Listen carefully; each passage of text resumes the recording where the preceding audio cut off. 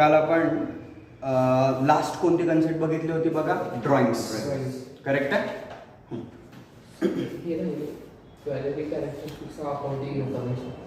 ते सेपरेट लेक्चरला बघायचं आपल्याला. आधी टर्मिनॉलॉजीज कम्प्लीट करून घेऊ आपण. नेक्स्ट टर्म आहे डेटर्स. नेक्स्ट टर्म आहे डेटर्स. व्यवस्थित समजून घ्या. Debtors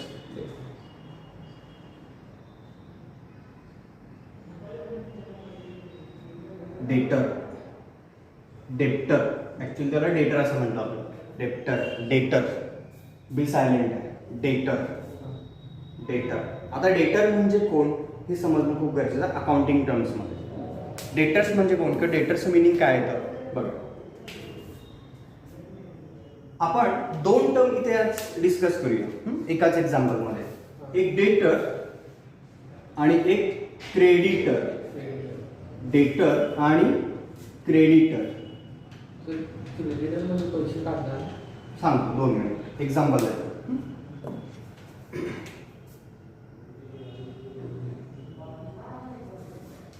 mister A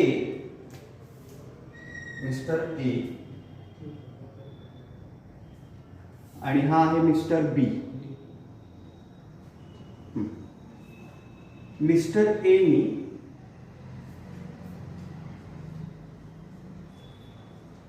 goods sale केले. गुड्स मिनिंग काल आपण बघितलं. गुड्स सेल केले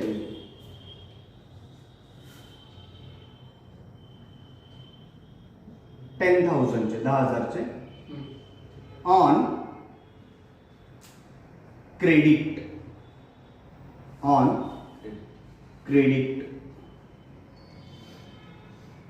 क्रेडिट म्हणजे काल काय सांगितलं होतं मी तुम्हाला, उधारी. क्रेडिट म्हणजे उधारीवर विकले. क्रेडिट म्हणजे काय, उधारीवर विकले.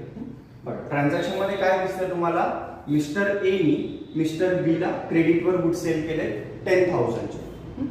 अमाऊंट कधी रिसिव्ड होणार आहे, आता इमिडिएटली रिसिव्ड झाले का अमाऊंट, नाही. फ्युचर डेट मध्ये अमाऊंट रिसिव्ड होणार आहे. पैसे कधी मिळणार आहेत, भविष्यामध्ये मिळणार. फ्युचर डेट मध्ये अमाऊंट रिकव्हर होणार आहे. मग मिस्टर ए ला पैसे येणार आहेत तर मिस्टर ए पैसे देणार आहे. मिस्टर ए ला पैसे येणार आहेत. मिस्टर ए ला पैसे येणार आहेत. कोणाकडून, मिस्टर बी कडून. बरोबर आहे.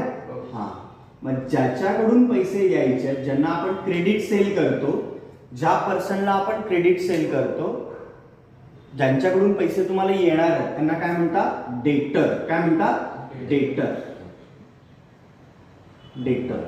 आणि काय असतील तर डेटर झाले ज्यांच्याकडून पैसे यायचे. आणि ज्याला पैसे यायचे आहेत किंवा ज्याला पैसे द्यायचे आहेत, जो देणार आहे. आता समजा मी कोणाकडून तरी गुड्स परचेस केले क्रेडिट बेसिसवर, मी अमाऊंट पे करणार आहे, मी झालो डेटर. आणि ज्याला पे करायचं आहे त्याला म्हणतात क्रेडिटर. काय म्हणतात, क्रेडिटर. येस, कळालं का बघा. ज्या पर्सननी क्रेडिटवर गुड्स परचेस केलेत, उधारीवर वस्तू खरेदी केलेत, जो पेमेंट कधी करणार आहे, फ्युचर डेट मध्ये. मग जो पेमेंट करणार आहे त्याला म्हणतो आपण डेटर. आणि ज्याला पेमेंट करणार आहे त्याला म्हणतो आपण क्रेडिटर. मिनिंग क्लिअर झालं का बघा, डेटर आणि क्रेडिटरचा. हा, स्टुडंट्सनी मला विचारलं, सर मग डेटर आणि कस्टमर मध्ये काय डिफरन्स आहे. डेटर आणि कस्टमर मध्ये काय डिफरन्स आहे. ऍक्च्युली हे जे डेटर आणि क्रेडिटरचं रिलेशनशिप आहे हे नंतर आलं. फर्स्ट त्यांच्यामध्ये कोणतं रिलेशन क्रिएट झालं बघा. फर्स्ट कोणतं रिलेशन क्रिएट झालं दोघांमध्ये, जो गुड सेल करणारा असतो, त्याला म्हणतात सेलर. काय म्हणतात, सेलर. येस, बरोबर आहे का. जो गुड सेल करतो त्याला म्हणतात सेलर. आणि जो गुड्स परचेस करतो त्याला परचेसर किंवा बायर म्हणतो आपण. परचेसर किंवा बायर हे रिलेशन आधी त्यांच्यामध्ये क्रिएट झालं. Seller and buyer, seller and purchaser हे रिलेशन क्रिएट झालं. हा, बरोबर आहे. म्हणजे हा कोण झाला, कस्टमर, तो सेलर झाला. म्हणजे मिस्टर ए हा सेलर झाला, मिस्टर बी हा बायर झाला. त्यानंतर ट्रान्झॅक्शन क्रेडिट आहे का कॅश आहे हे आपण चेक केलं. मग ट्रान्झॅक्शन क्रेडिटवर होतं, उधारीवर होतं. म्हणजे मिस्टर बी फ्युचरमध्ये पेमेंट करणार आहे मिस्टर ए ला. आता पेमेंट नाही करणार, फ्युचर डेट मध्ये करणार आहे. म्हणजे मिस्टर बी हा कोण झाला, डेटर झाला. कोण झाला? डेटर. आणि मिस्टर ए हा क्रेडिटर झाला. क्लिअर झाला का बघा? डेटर आणि क्रेडिटरचं मिनिंग, डेटर आणि क्रेडिटर्स मिनिंग क्लिअर झाला. हा बघा, जो अमाऊंट पे करणार आहे फ्युचर डेट मध्ये पे करणार आहे त्याला आपण डेटर म्हणतो. इनिशियली जो पर्सन गुड्स परचेस करतो त्याला आपण कस्टमर म्हणतो. पण जर क्रेडिटवर परचेस केला असेल तर अगेन तो डेटर होतो. जो गुड्स सेल करतो तो असतो सेलर. जर क्रेडिट सेल केला असेल तर तो कोण होतो? क्रेडिटर होतो. क्रेडिटर त्याला आपण सावकार म्हणतो मराठीमध्ये. क्रेडिटर ज्याला पेमेंट कधी रिसीव्ह होणार आहे? फ्युचर. ओके, क्लिअर झालं का बघा? डेटर आणि क्रेडिटरचं मिनिंग हे दोन वर्ड्स क्लिअर आहे. नेक्स्ट, डेटर झालं, क्रेडिटर झालं. डेटर झाला, क्रेडिटर झालं. बघा, डेटरचं काय सांगितलंय meaning? A person who has to pay to the business for getting goods and services on credit. बघा, म्हणजे असा पर्सन जो बिझनेसला पैसे देणार आहे. ऑलरेडी त्याने बिझनेस कडून काय घेतलेले आहेत? गुड्स अँड सर्व्हिसेस घेतलेले आहेत. त्याच्यासाठी तो पैसे देणार आहे. कसे घेतलेत हे गुड्स अँड सर्व्हिसेस? क्रेडिटवर घेतलेत. कसे घेतलेत? क्रेडिट, उधारीवर. इज नोन ॲज अ डेटर. ओके, अ डेटर इज अ पर्सन हू ओज मनी टू द बिझनेस. म्हणजे असा पर्सन जो पैसे कोणाला देणार आहे? बिझनेसला देणार. अकाउंटिंग कोणाचं करतो आपण? ओनरचं करतो का बिझनेसचं करतो? बिझनेस. मग डेटर हा पण कोणाचा आहे? बिझनेसचा. क्रेडिटरचं मिनिंग सांगितलं, ज्याने गुड्स अँड सर्व्हिसेस क्रेडिटवर प्रोव्हाइड केले, ज्याला अमाऊंट काय आहे? रिसिवेबल आहे, पैसे येणार आहेत, त्याला आपण म्हणतो क्रेडिटर. आता नेक्स्ट टर्म आहे बॅड डेट्स. आता हे काय असतं? ही टर्म कशाशी रिलेटेड आहे? तर डेटर्सशी रिलेटेड आहे. कशाशी रिलेटेड आहे? डेटर्स. चलो समजून घ्या.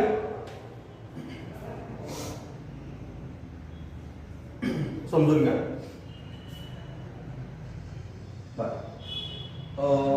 एक्झाम्पल, एका पर्टिक्युलर बिझनेसनी टोटल क्रेडिट सेल केलाय. टोटल त्यांचा क्रेडिट सेल झालेला आहे.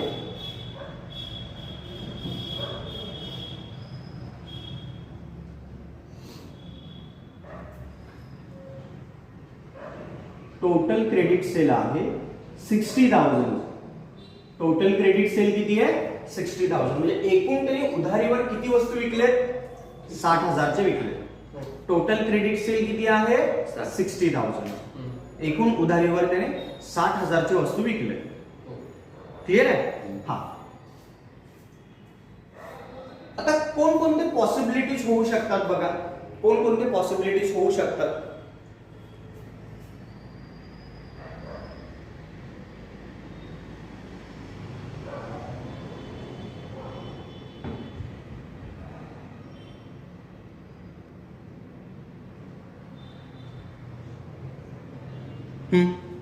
कोणकोणते पॉसिबिलिटीज होऊ शकतात? आता पॉसिबिलिटीज कोणते बघा सांगतो. रिसिवेबल अमाऊंट किती आहे? रिसिवेबल अमाऊंट किती आहे?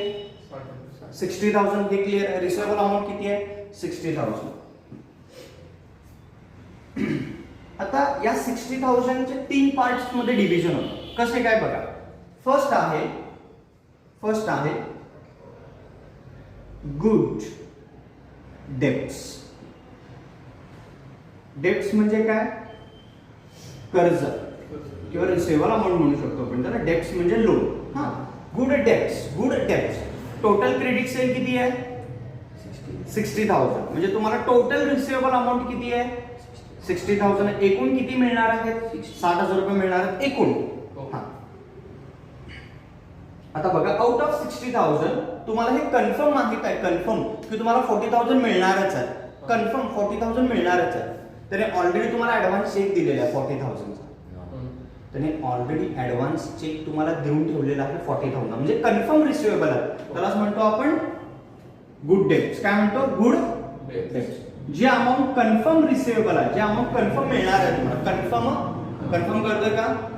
त्याला आपण म्हणतो गुड डेब्ट्स. सेकंड आहे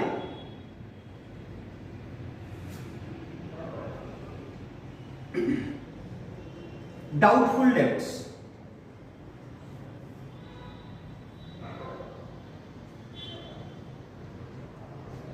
डाऊटफुल डेट्स. आता डाऊटफुल डेट्स म्हणजे काय? 40,000 तर कन्फर्म मिळणार आहे. रिमेनिंग किती राहतात? 20,000. 20,000 राहतात. समजा एखादा कस्टमर आहे, तो इनसॉल्वंट डिक्लेअर झाला. तर इनसॉल्वंट काय असतं आपण पुढे बघू. इनसॉल्वंट डिक्लेअर झालाय किंवा त्याचा बिझनेस लॉस मध्ये आहे. ज्याच्याकडून आपल्याला अमाऊंट रिसिवेबल आहे ना, त्याचा बिझनेस कशामध्ये आहे? लॉस मध्ये. जर बिझनेस लॉस मध्ये असेल तर तो कन्फर्म आपल्याला पेमेंट देईल का किंवा कन्फर्म देणारच नाही? काही सांगता येत नाहीये ना. आयदर अमाऊंट तुम्हाला रिसिव्ह होईल पण किंवा होणार पण नाही. त्यालाच म्हणतात डाऊटफुल. डाऊटफुल वर्ड बघा, डाऊटफुल डेट. मग कितीसाठी तुम्ही डाऊटफुल आहे? 10,000 साठी डाऊटफुल आहे. आयदर ते रिसिव्ह होतील पण किंवा होणार पण. नेक्स्ट येतं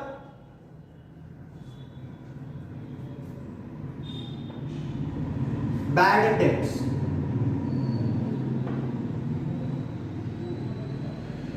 बॅड डेट्स.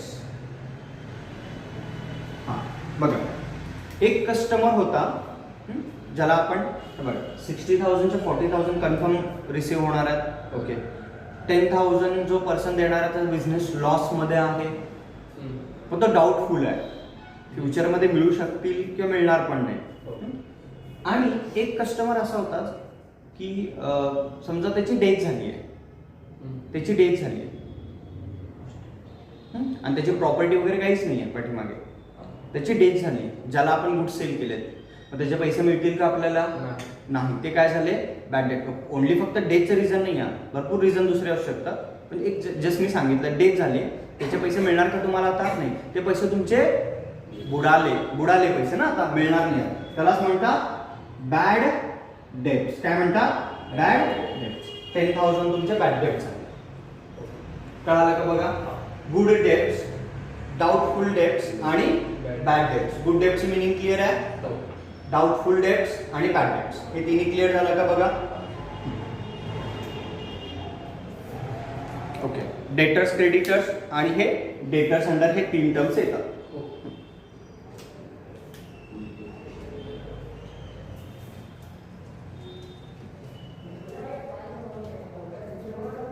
चलो next, expenditure and types of expenditure.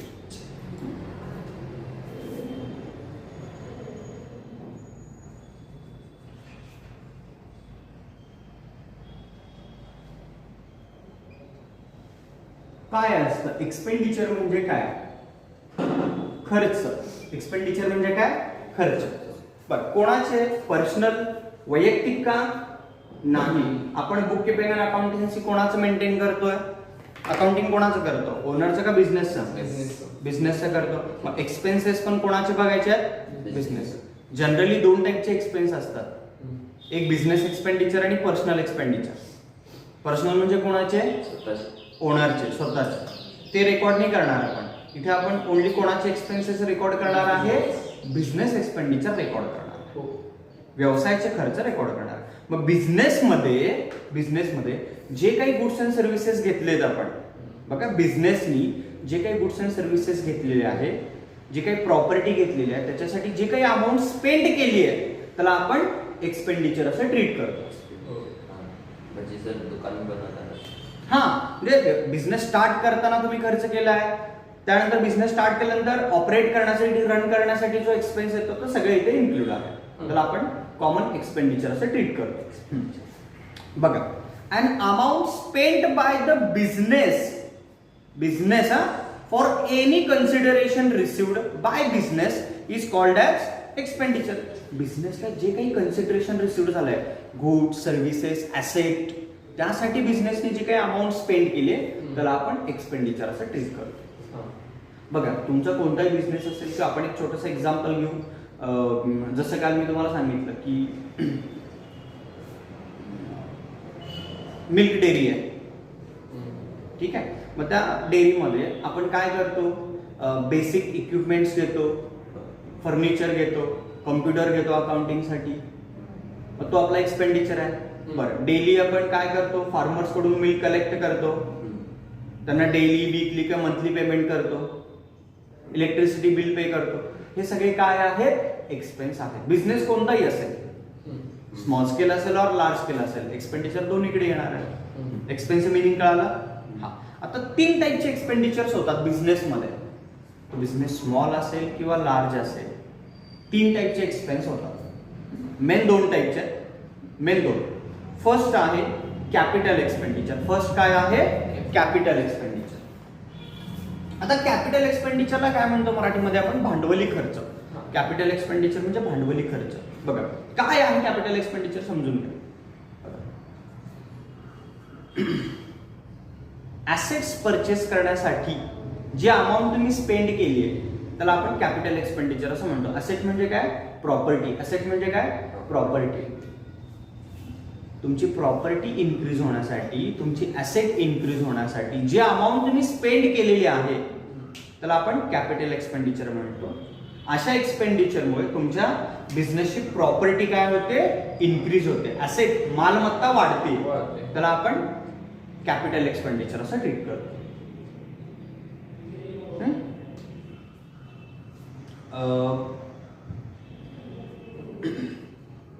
कोणतं एक्झाम्पल घेऊ आपण, हा, आईस्क्रीम पार्लर. आता आईस्क्रीम पार्लर मध्ये असे कोणते एक्सपेंडिचर होतील जे कॅपिटल एक्सपेंडिचर म्हणून ट्रीट केले जातील. आईस्क्रीम पार्लर क्लिअर आहे आपल्या आजूबाजूला. आता आईस्क्रीम पार्लर मध्ये असे कोणते एक्सपेंडिचर्स होतील ज्याला आपण काय म्हणून ट्रीट करतो, कॅपिटल एक्सपेंडिचर. कोणकोणते असतील बघा. फ्रीज घेतलेला आहे, रेफ्रिजरेटर घेतलं, फर्निचर घेतलं आईस्क्रीम पार्लर मध्ये, त्यानंतर लॅपटॉप, कम्प्युटर घेतला आईस्क्रीम पार्लर मध्ये, त्यानंतर त्यांनी एक व्हेकल घेतली बिझनेस साठी, आईस्क्रीम पार्लर साठी. हे सगळे काय झाले, किंवा कॉफी मशीन घेतली, हे एक्सपेंडिचर झाले. पण कोणते एक्सपेंडिचर, कॅपिटल. कारण त्याच्यामुळे त्यांची ऍसेट इन्क्रीज झाली ना, मालमत्ता वाढली, तर आपण कॅपिटल एक्सपेंडिचर म्हणतो. सेकंड आहे revenue expenditure. Revenue expenditure, revenue expenditure म्हणजे काय, डे टू डे जे बिझनेस ऑपरेशन्स आहेत, डेली बिझनेस ऍक्टिव्हिटीज आहेत, ते मॅनेज करण्यासाठी, ते रन करण्यासाठी जे अमाऊंट स्पेंड केली आहे त्याला आपण रेव्हेन्यू एक्सपेंडिचर असं म्हणतो. आता डेली काय होतं, आईस्क्रीम पार्लरमध्ये मिल्क लागतं एक्झाम्पल, प्लस डिफरंट एजन्सीज कडून, जसं अमूल आहे, डिफरंट आईस्क्रीम कंपनीज आहेत, त्यांच्याकडून डेली आईस्क्रीम परचेस केले जातात, डेली त्यांना पेमेंट केलं जातं. म्हणजे किंवा इलेक्ट्रिसिटी बिल. बिझनेस ऑपरेट करण्यासाठी डेली, वीकली, मंथली जे काही अमाऊंट स्पेंड केलं जातं, किंवा जी काही तुमची बिझनेस ऍक्टिव्हिटी आहे ती बिझनेस ऍक्टिव्हिटी रन करण्यासाठी जो काही खर्च केला जातो, जी काही अमाऊंट स्पेंड केली जाते त्याला आपण रेव्हेन्यू एक्सपेंडिचर असं ट्रीट करतो. कळालं का बघा. मग कोणत्या एक्सपेंडिचरमुळे अर्निंग कॅपॅसिटी इन्क्रीज होईल तुमची, तुमचा जो अर्निंग कॅपॅसिटी आहे, इन्कम, प्रॉफिट कोणत्या एक्सपेंडिचरमुळे वाढेल, कॅपिटल एक्सपेंडिचर का रेव्हेन्यू एक्सपेंडिचर? कोणता, कॅपिटल. रेव्हेन्यू नाही, कॅपिटलमुळे वाढेल, भांडवल. कारण हे बघ, जेवढं तू मशीन्स मध्ये मॅक्झिमम इन्व्हेस्ट करशील तेवढं तुला रिटर्न्स ग्रेटर मिळणार.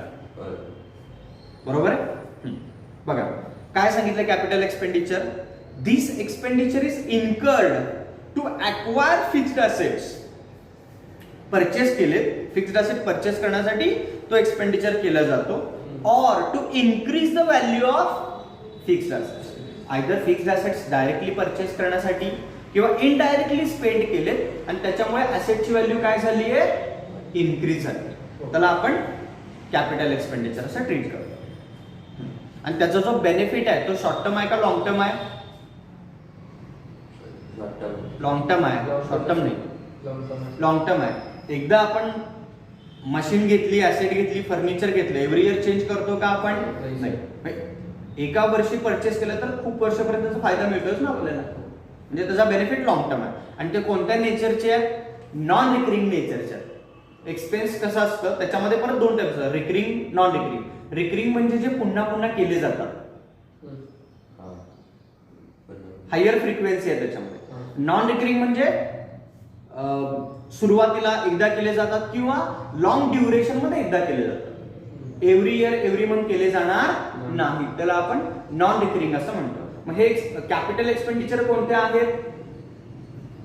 नॉन रिकरिंग नेचर, बरोबर आहे ना. ऍसेट एव्हरी इयर परचेस करतो का आपण? फर्निचर एव्हरी इयर परचेस करतो का? नाही sir. Computer every year purchase करतो का? नाही. फ्रीज एव्हरी इयर परचेस करतो का? ना, ते कॅपिटल एक्सपेंडिचर. चलो नेक्स्ट, रेव्हेन्यू एक्सपेंडिचर. आता आपण डिस्कशन केलं रेव्हेन्यू एक्सपेंडिचर म्हणजे काय बघा. Revenue expenditure is an expenditure from which no future benefit is expected but having immediate or short term benefit may be less than 1 year. बघा, revenue एक्सपेंडिचरचा benefit त्याच year मध्ये मिळतो, नेक्स्ट इयर मध्ये नाही मिळत. आता एका एम्प्लॉईला तुम्ही सॅलरी पे केला, तो नेक्स्ट इयर मध्ये वर्क करणार आहे का? नाही. म्हणजे या इयर मध्ये तो तुम्हाला सर्व्हिस देणार आहे ना, म्हणजे तुम्हाला काहीतरी बेनिफिट मिळालं. क्लिअर आहे का? म्हणजे जे रेव्हेन्यू एक्सपेन्स म्हणजे असं एक्सपेंडिचर किंवा असं एक्सपेन्स जे अमाऊंट तुम्ही स्पेंड करता आणि त्याचा बेनिफिट पण तुम्हाला इमिडिएटली त्याच इयर मध्ये मिळतो. म्हणजे याचा बेनिफिट लॉंग टर्म आहे का? नाही, शॉर्ट टर्म आहे. हा, म्हणजे अल्प कालावधीमध्येच तुम्हाला त्याचा फायदा मिळतो. बघा, it does not increase profit earning capacity of an organisation. म्हणजे या एक्सपेंडिचरमुळे प्रॉफिट अर्निंग कॅपॅसिटी इन्क्रीज होते का? नाही, होणार नाही. का होणार नाही? Profit earning means future profit earning, तुम्हाला इमिडिएटली त्याचा बेनिफिट मिळतो, पण कोणतीही तुमची जी प्रॉफिट अर्निंग कॅपॅसिटी आहे ती इन्क्रीज होणार नाही. आता प्रॉफिट अर्निंग कॅपॅसिटी कसं काय हे बघा. अज्युम करा की ऑलरेडी आईस्क्रीम पार्लर मध्ये एक फ्रीज होता तुमच्याकडे. हा, फ्रीज होता जो अज्युम करा 250 लिटरचा होता. 250 लिटरचा. मग त्याच्यामध्ये लिमिटेड कमोडिटीज बसत होते, आईस्क्रीम किंवा कोल्ड्रिंक बॉटल्स वगैरे. 250 लिटरचा होता. मग त्याच्यापासून प्रत्येक कमोडिटी पाठीमागे तुमचं मार्जिन असतं, प्रॉफिट असतं. पण आता तुम्ही काय केलं, 250 लिटरचा जो फ्रीज होता त्याच्याऐवजी नवीन परचेस केला 500 लिटरचा. मग आता त्याच्यामध्ये आईस्क्रीम किंवा कोल्ड्रिंक बॉटल जास्त बसणार. अल्टिमेटली काय होईल, तुमचा जो प्रॉफिट अर्निंग कॅपॅसिटी काय होणार? इन्क्रीज होणार. कारण वस्तू जास्त बसले म्हणजे विक्री, सेल्स इन्क्रीज होणार. सेल्स इन्क्रीज झाला म्हणजे प्रॉफिट इन्क्रीज होणार, बरोबर आहे. पण तेच जे डे टू डे एक्सपेन्स आहे त्याच्यामुळे प्रॉफिट अर्निंग इन्क्रीज होतं का? रेव्हेन्यू एक्सपेंडिचरमुळे प्रॉफिट इन्क्रीज होतं का? नाही. कॅपिटल एक्सपेंडिचरमुळे प्रॉफिट अर्निंग कॅपॅसिटी इन्क्रीज होतं. आणि दोन्हीमध्ये कंपॅरिझन करायला गेलं तर कोणता एक्सपेन्सेस हा लार्ज स्केलमध्ये केला जातो? Capital expenditure. यस. बघा, परत रेव्हेन्यू एक्सपेन्सेस बद्दल सांगितले त्यांनी. These are normal day to day operating expense. These are normal day to day operating expense, म्हणजे बिझनेस डेली ऑपरेट करण्यासाठी येणारा जो खर्च आहे त्याला आपण रेव्हेन्यू एक्सपेन्स असं ट्रीट करतो. ओके, हे दोन क्लिअर झालं, कॅपिटल एक्सपेंडिचर आणि रेव्हेन्यू एक्सपेंडिचर. नेक्स्ट एक्सपेंडिचर आहे deferred revenue expenditure. Deferred revenue expenditure म्हणजे डेफर्ड रेव्हेन्यू एक्सपेंडिचर हा असा आहे जो पार्शली रेव्हेन्यू एक्सपेंडिचरच्या कॅटेगरीमध्ये येतो. पार्शली रेव्हेन्यू एक्सपेंडिचरच्या कॅटेगरीमध्ये येतो. पार्शली म्हणजे होलली तो रेव्हेन्यू पण नाही आणि होलली कॅपिटल पण नाही. असा एक्सपेंडिचर जो एक पर्टिक्युलर टाइम पिरियडला तुम्ही केला तर त्याचा बेनिफिट तुम्हाला 3 to 4 years पर्यंत मिळतो किंवा 2 to 3 years पर्यंत मिळतो. कॅपिटल एक्सपेंडिचरचा बेनिफिट कसा आहे? लॉंग टर्म आहे. 5 years 10 years साठी कॅपिटल एक्सपेंडिचरचा बेनिफिट मिळतो. रेव्हेन्यू एक्सपेंडिचरचा बेनिफिट 1 year साठी आहे. ज्या इयर मध्ये तुम्ही स्पेंड केले त्याच इयर मध्ये तुम्हाला काय होणार आहे? त्याचा बेनिफिट होणार आहे रेव्हेन्यू एक्सपेंडिचर. पण डेफर्ड रेव्हेन्यू एक्सपेंडिचर म्हणजे ज्या इयर मध्ये तुम्ही स्पेंड करताय त्याचा जो बेनिफिट आहे तो 3 to 4 years पर्यंत तुम्हाला मिळतो. एक्झाम्पल, एक नवीन प्रोडक्ट तुम्ही मार्केटमध्ये लॉन्च केलं समजा आता व्हॉट एव्हर तुम्ही कोणतंही गुड्स प्रोड्यूस करता, आता समजा तुम्ही बिस्किट्स प्रोड्यूस करता, बिस्किट तुमच्यासाठी गुड्स आहे. एक नवीन बिस्किट मार्केटमध्ये तुम्ही लॉन्च केलं आणि त्याची इनिशियली तुम्ही ऍडव्हर्टाइजमेंट केली, तर 3 to 4 years पर्यंत त्याचा इम्पॅक्ट चालतो मार्केटमध्ये. पण जसं नवीन कॉम्पिटिटर येतात, नवीन बिस्किट येतं मार्केटमध्ये आणि तुम्ही ऍडव्हर्टाइजमेंट केलीच नाही पुढे, तर ऑब्व्हियस तुमचं बिस्किट कोणी खाणारच नाही आहे ना. हा, म्हणजे इनिशियली नवीन प्रोडक्ट, न्यू प्रोडक्ट मार्केटमध्ये जेव्हा आपण इंट्रोड्यूस करतो, लॉन्च करतो, तेव्हा आपण एक्सपेन्स केला आणि त्याचा बेनिफिट तुम्हाला नेक्स्ट 2 to 3 years पर्यंत मिळणार. कारण एव्हरी इयर मार्केटमध्ये न्यू कॉम्पिटिटर्स येत असतात, मग तुम्हाला अगेन 2 to 3 years नंतर परत ऍडव्हर्टाइजमेंट करावी लागणार. कळालं का बघा? डेफर्ड रेव्हेन्यू एक्सपेंडिचरचा बेनिफिट कसा आहे? लॉंग टर्म पण नाही आणि शॉर्ट टर्म पण नाही. जनरली लॉंग टर्म म्हटलं तर ग्रेटर दॅन 1 year म्हणतो, शॉर्ट टर्म म्हटलं तर लेस दॅन 1 year. पण हा 2 to 3 year आहे, म्हणजे तसा लॉंग टर्म पण नाही आहे. बघा, and expenditure which is basically revenue in nature. असा एक्सपेंडिचर हा बेसिकली कोणत्या नेचरचा आहे? रेव्हेन्यू नेचरचा. नेमच बघा ना त्याचा. But benefit of which is not exhausted within 1 year is called as deferred revenue expenditure. ज्याचा बेनिफिट फक्त ओनली 1 year साठी लिमिटेड राहत नाही. Greater than 1 year. Greater than 1 year. Such expenditure is written off over number of years. Such return of amount is shown on the debit side of. आता हे काय असतं ते आपण डिटेलमध्ये नंतर बघणार. एक्सपेन्सेस रिटर्न ऑफ करतात म्हणजे काय करतात. ओके, आता आपण काय बघितलं बघा? टाइप्स ऑफ एक्सपेन्स बघितलं. आता आपण काय बघितलं? Only types of expense. एक्सपेन्सचा टाइप क्लिअर आहे? ओके, चलो पुढे नेक्स्ट. आता आपण नेक्स्ट टर्म बघणार आहे डिस्काउंट. नेक्स्ट टर्म बघणार आहे डिस्काउंट. ठीक आहे, काम करू आपण. नेक्स्ट लेक्चरला आपण डिस्काउंट कंटिन्यू करूया. थांबवा.